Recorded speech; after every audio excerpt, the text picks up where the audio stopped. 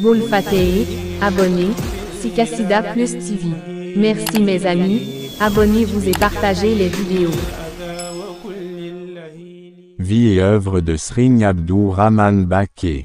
Né en 1954, Sri Abdur Rahman Baqi est le fils du deuxième calife de Borom Daru, Sri Abdur Qardos Baqi.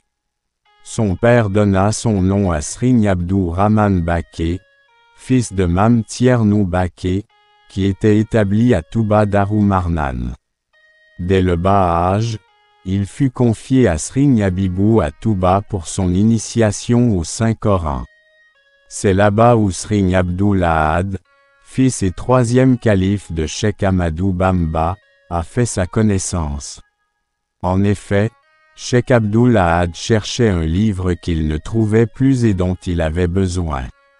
Après l'avoir vainement cherché chez des érudits, il décida un jour d'aller tenter sa chance chez Sri Habibou. Mais un miracle s'est produit. Quand il est arrivé chez le marabout, Cheikh Abdul Rahman est venu le saluer et lui a fortuitement rendu le livre qui était la raison de son déplacement alors qu'il n'en avait pas encore parlé. Étonné, Sri Abdul Ahad est allé à Darumouti auprès de son frère Sri Abdul Quddus, père de Sri Abdur Rahman, pour lui demander de lui confier celui-ci. Ce que son père a accepté sans difficulté. Un jour, l'érudit Sri Abdur Rahman a remis au troisième calife des Mourides, Cheikh Abdul Ahad Baqi, un livre que ce dernier peinait à trouver et dont il ne lui a jamais parlé. Sa petite taille n'entrave en rien son attachement ferme à la religion. Il ne sortait de sa chambre qu'à l'heure de la prière. C'est à sa sortie de la mosquée qu'il avait construite en face de sa maison qu'il recevait les invités à qui il n'accordait que quelques petites minutes. L'hôte, quel que puisse être son rang social ou son statut, était contraint à attendre qu'il revienne de la mosquée. À ses qualités religieuses, Sri Abdur Rahman joignait des qualités humaines rares en ce siècle. L'altruisme, la commisération, la courtoisie et l'amour de son prochain dénotent chez lui des vertus dont ont pu bénéficier toutes les personnes qui l'ont approché. Il ne regardait jamais les gens, droit dans les yeux, la tête toujours baissée, il avait le visage affable. Malgré sa discrétion et son désintéressement pour la vie mondaine, Sri Abdur Rahman était très adulé par les disciples. Des personnes venaient de partout, de tous les coins du pays pour solliciter ses prières. Le chrétien originaire de la Casamance, son rêve est Sri Abdur Rahman qui l'a converti à l'islam. Confié à Sri Abdur Rahman depuis 1999 alors qu'il avait 5 ans, Mam Tiernou Diaye a grandi auprès du saint homme. Le jeune disciple, contacté, raconte que l'oncle de son marabout, Sri Abdul Quddus Diop Koki, lui a fait savoir qu'étant jeune, Sri Abdur Rahman ne s'adonnait jamais aux jeux d'enfants. Tout ce qui l'intéressait, c'était le Coran et le savoir. En atteste son engagement dans l'enseignement du livre saint, du savoir et des Qasidas de Sri Touba. Il traduisait ces derniers pour faciliter sa compréhension aux personnes qui ne pouvaient pas lire les écritures arabes et dévoilait les secrets que cachaient ces poèmes de Khadimou Rassoul. Mam Tiernou Diaye, à l'autre bout du fil, nous gratifie de quelques anecdotes dont il a été témoin. En 2006, nous étions partis avec lui à Kelkom, répondre à l'appel de Sri Saliou Baqi pour les travaux de ses champs. Mais son dévouement dans le travail malgré sa petite taille nous intriguait. Il effectuait des tâches que nous, jeunes, ne pouvions pas faire. À 13 heures, nous arrêtions les travaux pour observer une pause et remplir nos ventres. Mais, lui, il était toujours sous le soleil continuant ses activités. La nuit, alors que nous dormions afin d'avoir quelques heures de répit vu le travail qui nous attendait le lendemain, Je le voyais sous sa tente en train de lire le Saint-Coran, raconte le Dongo Dahara. Selon Mame Thierno Diaye, son marabout était un homme de Dieu qui avait des assises mystiques. Un homme chrétien qui habitait dans un village de la Casamance avait fait un jour un rêve. Plongé dans les ténèbres, il était confronté à de véritables difficultés.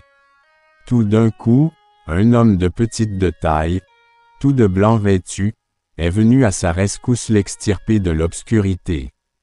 Le lendemain, il est allé s'en ouvrir auprès d'un talibé de Serigne Abdou Karim établi en Casamance. Celui-ci lui a demandé de décrire la personne qu'il a vue.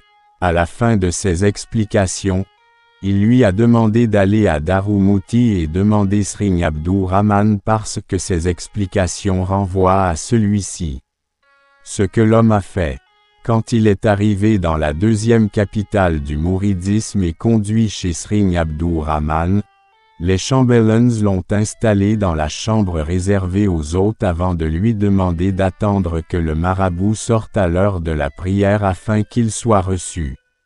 À son retour de la mosquée, le marabout avait été informé de la visite du gars et il nous a demandé de le lui amener dans sa chambre. Ce qui nous a un peu ahuri car Serigne Abdou Rahman ne recevait pas les hôtes dans sa chambre.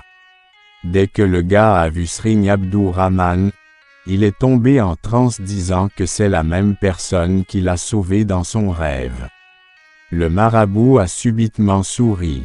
C'est ainsi que l'homme s'est converti à l'islam et le marabout lui offrit 2 de ses cassettes dénommées « Yonnou Guéhom » et « Comme Safarata ». Mais le monsieur avait peur de rentrer chez lui craignant d'être répudié par sa famille. Mais le marabout a tout facilité. Sa femme s'est convertie et lors du Magal 2018, c'est son grand frère chrétien qui l'a amené jusqu'ici. Serigne Abdou Rahman à Sidahara où sont internés des milliers de jeunes qui apprennent le Coran et qui sont totalement pris en charge par le saint homme. À en croire Mame Thierno Diaye, Serigne Abdou Rahman ne donnait jamais d'ordre à quelqu'un. Même à ses talibés, en guise de conseil, il te faisait savoir ce que faisait Serigne Touba et ce que Dieu a dit dans le Coran. Serigne Abdou Rahman à Sidahara où sont internés des milliers de jeunes qui apprennent le Coran. Ils sont totalement pris en charge par lui.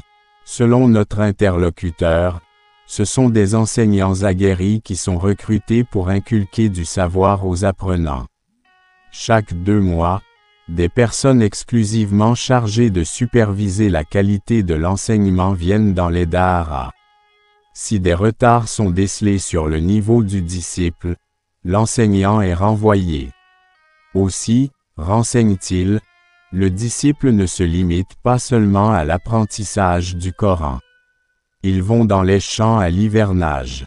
Pour les récoltes, il y a toujours la part du calife de Serigne Touba et celui de Borom Darou, tout le reste est distribué aux démunis. Avec les tiges de mil, informe-t-il, plus de 15 maisons sont réfectionnées. Il en fait des palissades. Mieux, quand ils partent faire le travail, il leur recommande de ne pas accepter la plus petite tasse d'eau venant du propriétaire de la maison en guise de remerciement. Le défunt qui ne mangeait et ne buvait presque pas, vivait de sa foi et s'abreuvait à la source de l'islam et de Serigne Touba. Des personnes sont aussi recrutées uniquement pour veiller à ce que tous les talibés effectuent les 5 prières. Celui qui rate 1 ou 2 prières est contraint d'aller au champ qui se situe loin pour ramener des fagots. Ce qui fait que personne ne rate la prière, car c'est plus facile de prier que d'aller au champ qui se situe à quelques kilomètres du Dahara. Véritable homme de Dieu, Serigne Abdou Rahman jeûnait tous les jours, mettant même sa santé en péril. Contraint à manger ou à boire 1,5 litre d'eau par jour par son médecin pour son équilibre corporel, l'achète n'obtempéra pas. Il en est sorti étonné au contraire. car il ne comprenait pas comment un homme peut boire cette quantité d'eau en une journée. Le défunt vivait de sa foi et s'abreuvait à la source de l'islam et de Sri Touba. C'est dans l'après-midi du mercredi dernier que l'ange de la mort a rendu visite à Sri Abdur Rahman Baké dans son domicile à Darumouti, le conduisant ainsi vers son Seigneur avec sa charge de bonnes actions que le soleil ramassait chaque jour au cours de sa belle vie. Mais ce n'est que tard dans la nuit que la triste nouvelle est tombée. Le rappel à Dieu du grand savant et érudit Mouride est considéré comme une perte inestimable par les talibés inconsolables. Le petit-fils de Mam Thierno Ibrahim Baké repose dans l'enceinte de la mosquée qu'il a lui-même construite devant sa maison. Sri Abdou est parti comme il a vécu, calmement et paisiblement. Que Dieu soit satisfait du défunt et prête longue vie à son calife. Boul Fateh, abonnez, Sikassida Plus TV. Merci mes amis, abonnez-vous et partagez les vidéos.